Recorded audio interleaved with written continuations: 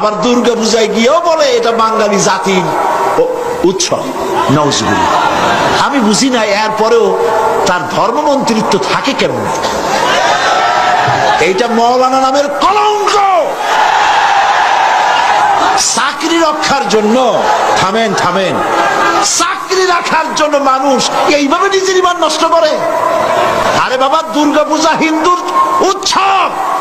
আমি 1,00,000 বার 1 কোটি বার বলবো, দুর্গা পূজার সাথে এই দেশের মুসলমানদের কোনো সম্পর্ক নাই। এটা মুসলমানদের অনুষ্ঠান নয়।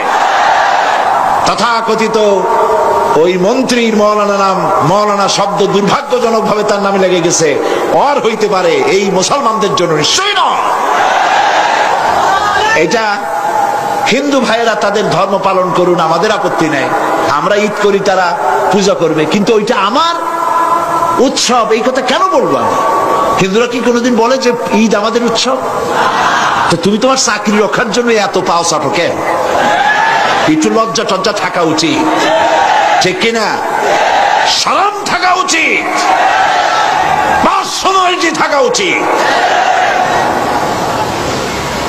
এই সব মঞ্চে গিয়ে গৌতম বুদ্ধের প্রশংসা, তার আদর্শই ভালো, ওর আদর্শ ভালো, মোহাম্মদ সাল্লাল্লাহু আলাইহি ওয়াসাল্লাম আদর্শ ভালো, তাহলে পার্থক্য রইল কি?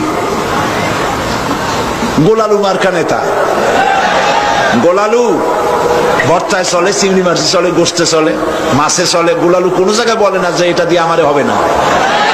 কাজী ওরে পূজায় পূজার মণ্ডপেও চলে, ঈদের মাঠেও চলে, সব জায়গায় চলে, জাহান্নামেও চলবে।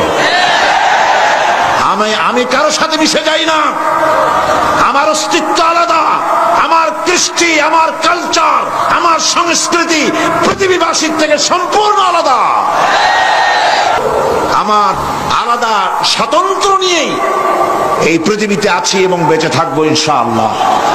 আমি কারোর সাথে মিশে যেতে পারি না, কারণ আমার জন্য যেটা হালাল আর একজনের জন্য সেটা হারাম, ঠিক না? তার জন্য যেটা হালাল সেটা আমার জন্য একেবারে জনমের মতো হারাম। আমার জন্য গরু হালাল, আর একজনের জন্য গরু একদম হারাম। সে ওটারে পূজা করবে, আর আমি ওটারে খাই, ওর হাত দিয়ে সার বানাই, ওর চামড়া দিয়ে জুতো বানাই, আর ওইটা সে পূজা করে, ঠিক কিনা? তা আমার জন্য যেটা হালাল আর একজনের জন্য সেটা হারাম, কাজে ওর সাথে আমি মিশবো কি করে? আমার তো মিল হতে পারে না, সাংস্কৃতিক দিক থেকে তো কোনো মিল হবে না, কারণ আমি তো মুসলমান। আর যারা মেলে মুসলমান নাম দিয়া, মুসলমান নিশ্চয়ই নয়, মুনাফিক। এগুলা কি? নিঃসন্দেহে মুনাফিক, কাফেরের চাইতেও নিকৃষ্ট। আমি মুসলমান, আমার পরিচয় আমি মুসলমান, আমি মুসলমান হিসাবে বাঁচতে চাই, মুসলমান হিসাবে। মারহুম মাওলানা দিলাওয়ার হোসেন সাঈদী, আল্লাহ তাকে ব্যস্ত নসিব করুন। 10 বছর এমপি ছিল। কয় বছর? তার নির্বাচনী এলাকা পিরোজপুরে গেলে দেখবেন প্রতি মহল্লায় হিন্দু পাড়া। ধর্ম মন্ত্রণালয়ের স্থায়ী কমিটির চেয়ারম্যান ছিলেন সাঈদী সাহেব, কিন্তু কেউ একটা ফুটেজ দেখাতে পারবে না তিনি দায়িত্বে থেকে কখনো কোনো পূজা মণ্ডপে গেছেন। ব্যক্তিগতভাবে হিন্দুদের বাড়ি বাড়ি যেতেন, খোঁজ খবর নিতেন, ওটা ভিন্ন জিনিস।